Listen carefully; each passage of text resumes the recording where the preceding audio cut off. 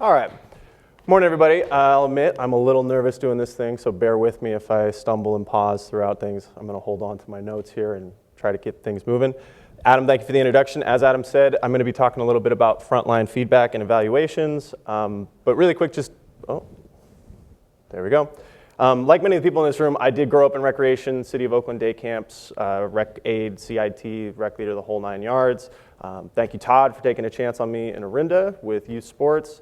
And the only reason I bring that up is because, like many of the people in this room, I'm sure, working in recreation has made me really, really appreciate how different this field is and how we get to inspire people to learn skills that they're going to take with them for the rest of their lives, right? You can learn something in rec, whether you're going to stay with it or go on to a different field, but you can learn something here right now that you're going to take with you, and I think that that's just amazing and part of the reason why I wanted to do this today. All right.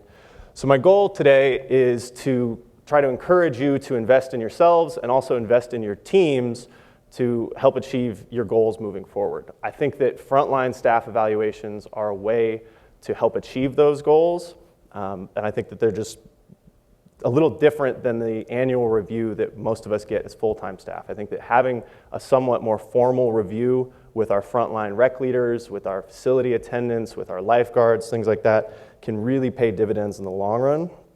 So I'm going to be talking a little bit about my recent experience developing and implementing frontline staff evaluations with part-time staff at an after-school program. I've got two reasons for really wanting to focus on frontline staff. One is personal, right? I can remember being a rec leader and my supervisor or camp director would come and they'd actually sit down with me and give me feedback, and I super appreciated having that tangible goal to work towards or knowing how I was really doing. So that was something that I wanted to pay forward. And then the other reason that I really wanted to focus on frontline staff evaluations was looking kind of at the job market that we're seeing across recreation right now. We know that it's getting harder and harder to hire and retain kind of already qualified, experienced staff. So many agencies are starting to hire a little bit younger. I think that's awesome. I totally want to invest in younger people to make sure that they stay with us. But in order to hold on to those people because they're younger, A, they're going to need a little bit more training right off the bat. But B, if we show them that we're invested in them, they're more likely to stick around, right? So that's the reason why I really wanted to focus on our frontline folks. All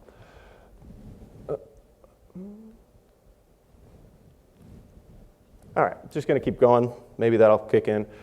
The story today I'm going to be talking about is our Schoolmates After School program, which we have in Piedmont.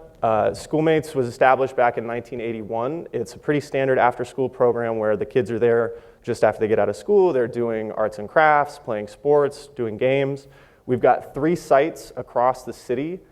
Each site has a couple of coordinators or supervisors who are kind of the site coordinators, and then we also have our part-time staff that are there. And so when I came on board with the city last year, the staff team was in a bit of a transition, right? We had a number of staff who had been there for years. They're that backbone of the program that we really, really rely on. But the other half of the staff, like myself, was pretty much brand new. They'd been there for less than 6 months. So when I came on, I think that there was that understandable nervousness of, am I working yet? No. You know, who's the new guy? What are his expectations? And I wanted to know from them, how do you feel you're doing? How are things going for you guys?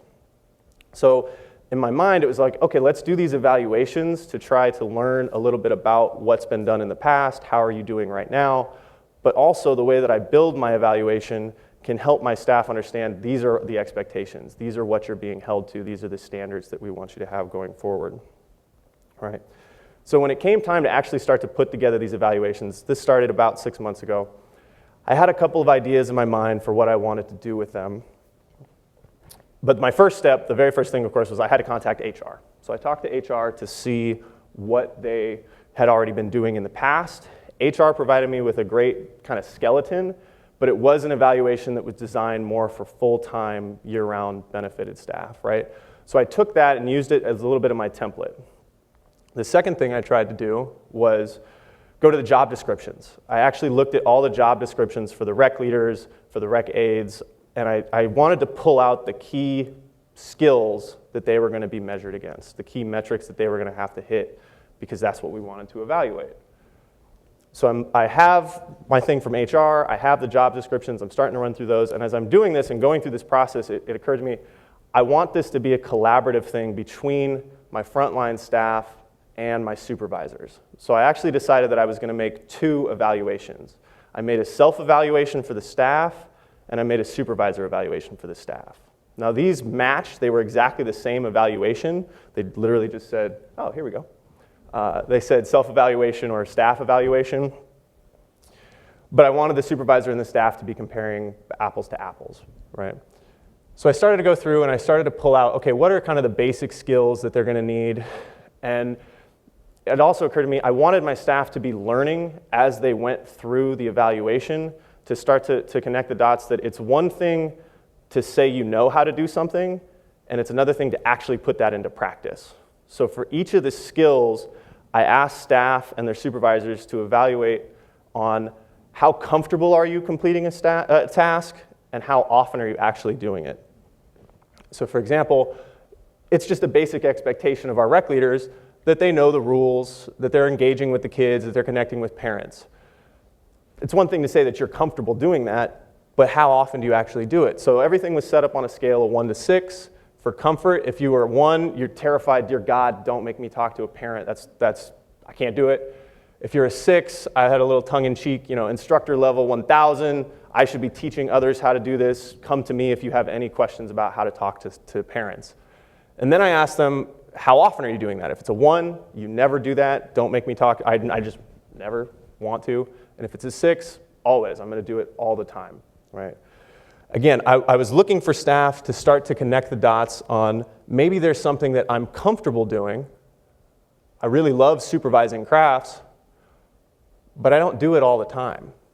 I'm only doing it sometimes. So I wanted them to try to start connecting those dots. The second part of our evaluations were a little more of that standard self-reflection. What are your strengths? Where are areas that you can continue to grow? And I wanted to include what are your goals moving forward? Because again, maybe you're 17 and you know that recreation's not what you're going to do long term, but you might have some goals or some skills that we can help you learn now moving forward.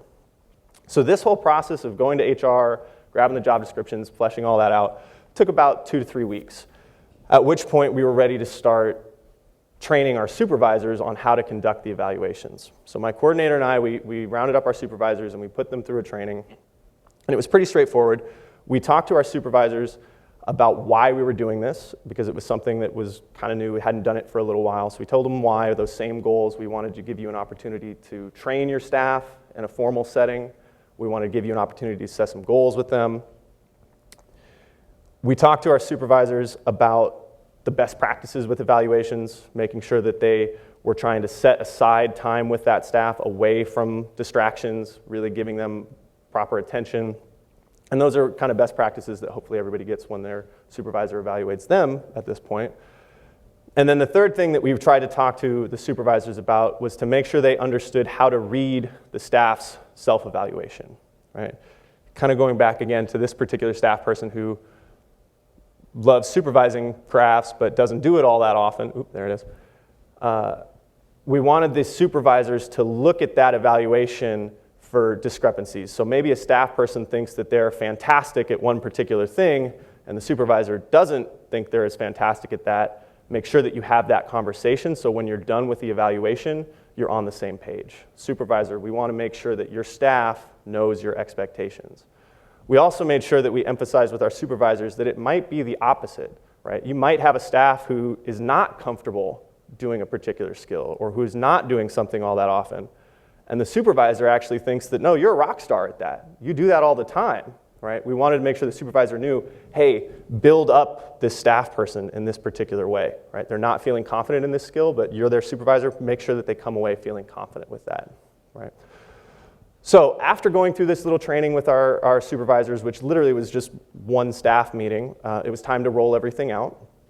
So we allowed about 2 to 3 weeks for the rollout of the evaluations. That was time for the staff to complete their self-evaluations. It was time for the supervisors to complete the staff evaluations. Supervisors got to review those. And then we allowed another week or 2 for the supervisors to actually conduct the conversations and the evaluations with their staff, right? So from the beginning of this, designing the evaluations until rolling them out, took about 2 months. About 3 weeks ago, actually earlier this month, my coordinator and I, we had another meeting with our frontline staff, with the part-timers, to find out what they thought of this process. How did it go for them? And we learned a lot, and thankfully it actually went pretty well. They enjoyed it. But the things that we learned, despite my best efforts, there was some confusion around comfort level versus frequency. I tried to kind of explain it in the lead up on the Google form, what I meant by that, but I did have to go back and have some one-on-one conversations with frontline staff to just explain, hey, here's what I mean by how often are you explaining the rules when you lead a game, right? Here's what the frequency kind of meant. Once I did that, they understood it, but it was good feedback for me that I might adjust that next time I design an evaluation. Another one of the big things we learned was that at one site, for whatever reason, it was difficult for the supervisor to actually roll things out. And so what we learned was that you've got to make sure your supervisors are really bought into this process or they understand why you're doing it. If you're not going to be the one sitting down with that staff person and conducting the evaluation, make sure that the people who are know your expectation and they're prepared to answer questions that the staff person may have. And the third thing that we really learned going through this process is that no evaluation is going to be perfect. We started to do all this research on what should go into a good evaluation, what metrics should we be trying to look at. And there's a ton of research out there, there's a ton of things out there. Nothing is going to be perfect. But for our sake, this was a good start because the feedback that we got from staff was that they really appreciated having a formal conversation with their supervisor, that it wasn't just a conversation in the hallway or it wasn't just this quick little thing of, hey, can you go do that? They liked the attention that they received. The staff liked being able to set goals going forward. We had one staff, she'd like to go on to be a teacher down the line, and so of course as a teacher you're going to have to learn how to work with parents and build relationships with your students' parents. So we made a very simple goal for that staff person that each afternoon we want you to meet a parent or two, just talk to a parent or two, and they've been working towards that. So the staff really appreciated the goal setting that we got to do moving forward. And the third piece of really positive feedback we got was actually from our supervisors, was from the site coordinators. Some of them, the newer site coordinators, hadn't gone through that experience of doing a formal evaluation with their staff, so they appreciated being able to sit down and have that conversation and develop those skills themselves, because that's a skill they're going to take on. Hopefully they'll stay with us, but they're going to take on and pay forward. And they had been a little scared about it. They were worried, oh man, I think that this person is so-and-so, and they're going to think that they're amazing. But for the most part, when the staff actually filled out the self-evaluation, they recognized that they were closer to the supervisor than expected, and it made the conversation of correcting certain things easier for the supervisors. So, as I mentioned, the way that we kind of found out all of this was that we did one more evaluation a couple of weeks ago. We asked our frontline staff for just a satisfaction, how are things going, at our monthly staff meeting. We asked them things such as, do you feel valued at schoolmates? Do you feel like your coordinators are giving you feedback? We asked if they thought they would be with us a year from now, and we asked, how comfortable are you giving feedback to your coordinator? Across the board, we saw answers very similar to this one. And again, I apologize that they're, might be a little difficult to read, but most of our staff said that they did feel really valued. They did appreciate getting feedback. Most of them said that they're going to be with us a year from now, so when I'm back here next year, we can check base on that. You can grill me. And most important to me, most of our staff said that they did feel comfortable going to their supervisor to give feedback as well, because we really wanted to start this culture of giving feedback and having these types of conversations, right? So I told all of this story, and I illustrated it all. Basically, this whole process took about 3 months, which in rec time, I think is pretty fast, right? So I wanted to share this because my hope is that there's something here that you can take back with you to your agency. Hopefully you're already doing this kind of work, you're already giving that direct feedback to your frontline staff, but if you're not, or if you feel like you can't, I have just some questions for you, and these you're going to have to answer for yourself, but what kind of feedback do you like to receive? Right? Are you getting that? And if you're not, who can you go to receive that feedback? If you're supervising other staff, what kind of leader do you want to be? My hope is that there's, again, just something here that you can take with you, you can bring back to your agency. If you have questions for how to do this, I threw my little email up here. Please just shoot me an email. I'm happy to share out the Google Forms that I did put together. If you have something that you think is actually more relevant, please send it my way. I would love to hear other ideas around this or see other ways that different agencies are doing this. thank you for letting me stand up here and hopefully develop some of my own skills. That's kind of what this is all about, as Adam has said. So just want to say thank you guys again, and any questions?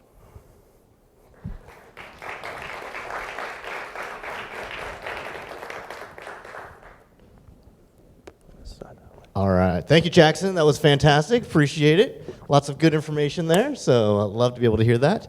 We've got some questions for you, so let's pass the mic around.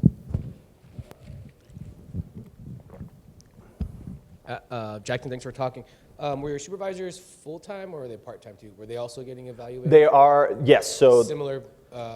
they were before I got there, they were full-time.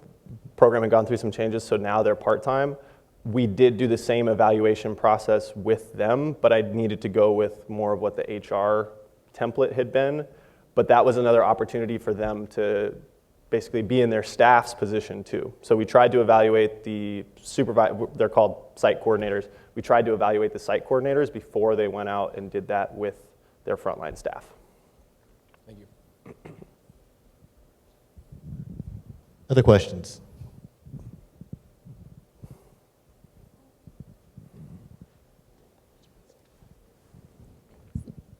Hi, Jackson.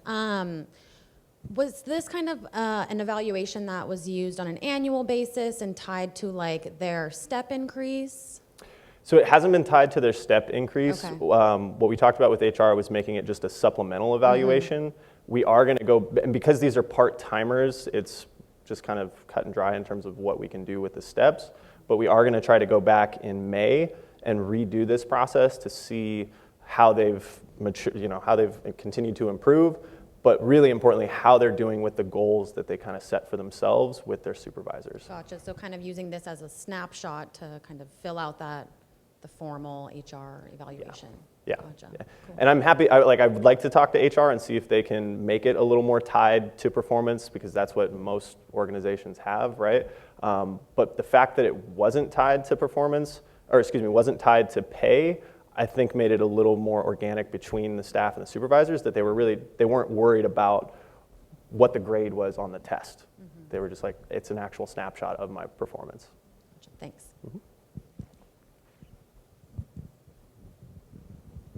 Was this at an end of a program, or do you do like a mid evaluation to kind of assess where they're at so they could have time to improve before the end of the program or session or activity? Thank you for that question. Yeah, so Schoolmates is in session right now because it's primarily during the school year, so that's why we wanted to do it. My goal was to try to get all the evaluations done before December, because that was basically the mid-year point of the school year. So that's why my hope going forward would be that we can do them in December, let you know how your first couple of months during the school year went, and then do it again in May just before you're done so that you know what progress you made. It's every 6 months. Other questions? No? All right. Well, Cool. thank you, Jackson. Thanks, everybody. Appreciate it. Great information.